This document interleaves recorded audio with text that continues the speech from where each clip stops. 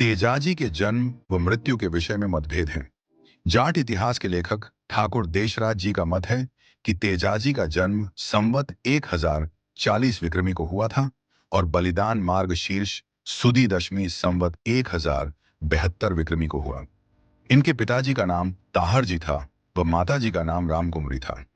ताहर जी के 6 पुत्र और 2 पुत्रियां थीं। तेजाजी की बहनों के नाम राजल व डूंगरी थे।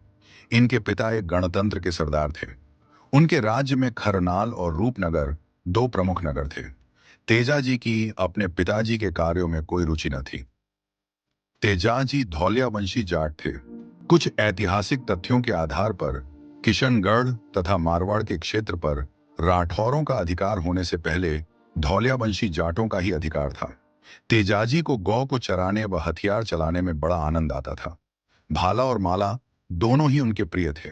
तेजाजी की जीवनी और उनके बलिदान के संबंध में अनेक किंवदंतियां हैं, परंतु उनमें से 2 प्रमुख हैं। प्रथम किंवदंती के अनुसार नाग जाति लोगों को परेशान करती थी। उसके विविध उत्पातों से आर्य जनता परेशान थी। तेजाजी तथा उनके परिवार के लोगों ने बड़ी वीरता तथा साहस के साथ नागौर क्षेत्र से ही नहीं, बल्कि राजस्थान के कई भागों से नाग लोगों को निष्कासित किया। जन उत्पीड़न की उनकी क्षमता घटाई और आर्य जाति के लोगों की जान माल तथा इज्जत की रक्षा की यही कारण है कि उनको लोकदेव की पदवी दी गई। बालूनाग को कई बार वीर तेजाजी से पराजित होना पड़ा था। वह कई बार हार चुका था। उसने कई बार तेजाजी पर आक्रमण किया, परंतु वह हर बार हार गया। तेजाजी ने बड़ी वीरता से उनसे मुकाबला किया, परंतु इस बार नागों ने अपनी पूरी शक्ति को इकट्ठा किया और पूरी शक्ति से तेजाजी पर आक्रमण किया गया, जिसका तेजाजी ने बड़ी बहादुरी के साथ मुकाबला किया और आखिरी दम तक लड़ते रहे और अंत में मारे गए। दूसरी ओर प्रमुख किंवदंती के अनुसार तेजाजी जेठ की चिलचिलाती धूप में खेत में हल जोत रहे थे। दोपहर को उनकी भाभी खाना लाने में देर से पहुंची। गुस्साए तेजाजी ने अपनी भाभी को उलाहना दिया। इस पर उनकी भाभी ने तेजाजी को अपनी पत्नी पेमल को ले आने का ताना दिया। बस फिर क्या था, तेजाजी ने उसी वक्त अपनी पत्नी पेमल को लाने की ठान ली। घर आकर अपनी मां से अपने ससुराल जाने की आज्ञा मांगी तो मां ने गांव के जोशी को बुलाकर शुभ मुहूर्त पूछा। जोशी ने तीज का मुहूर्त शुभ बताया, परंतु तेजाजी ने अपनी हठधर्मिता नहीं छोड़ी और अपनी घोड़ी लीलन को श्रृंगार कर निकल पड़े। रास्ते में कई अपशकुन हुए। भयंकर मेघ गर्जन और काले बादलों को देखकर भी वीर तेजाजी रुके नहीं। शाम के समय तेजाजी नेर पहुंचे और गांव के एक बाग के पास रुके और माली को कुछ सोने की मोहरें देकर दरवाजा खुलाया और पेमल के घर समाचार देने के लिए कहा।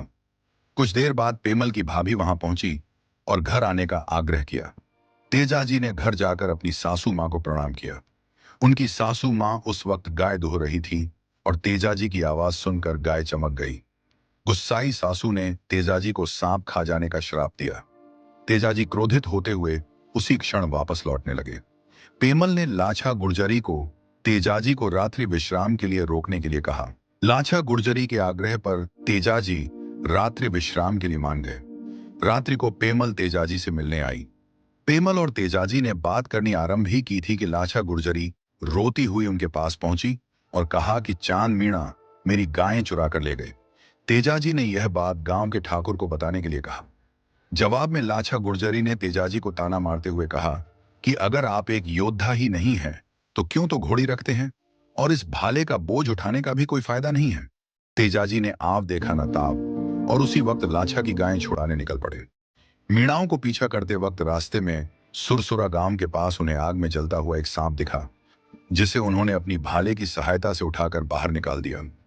परंतु होने को तो कुछ और ही मंजूर था। सांप ने तेजाजी से कहा कि मैं तो मुक्ति प्राप्त कर रहा था, परंतु तूने ऐसा नहीं होने दिया, इसलिए मैं तुझे डसूंगा। तेजाजी ने उसे वचन दिया कि मैं लाछा की गायें छुड़ाकर ले आऊं, उसके बाद मुझे डस लेना।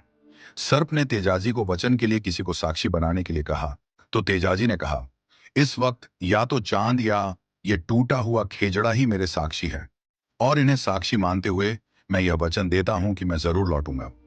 इस वीभत्स युद्ध में तेजाजी लहूलुहान हो गए, परंतु 150 से अधिक मीणाओं को मौत के घाट उतार दिया और गायें छुड़ाकर लाछा को सौंप दी। अपने दिए हुए वचन की पालना करते हुए तेजाजी उस सांप के पास गए और डस लेने के लिए कहा। तेजाजी को लहूलुहान और उनकी वचनबद्धता को देखकर सांप ने उन्हें चले जाने के लिए कहा, परंतु तेजाजी नहीं माने। तेजाजी ने सांप को अपने भाले की सहायता से ऊपर चढ़ाया और अपनी जीभ पर काटने दिया तथा अपना वचन पूरा किया। तेजाजी की मृत्यु की खबर सुनते ही पेमल ने भी सती होने का निर्णय लिया और उनकी चिता के साथ ही सती हो गई।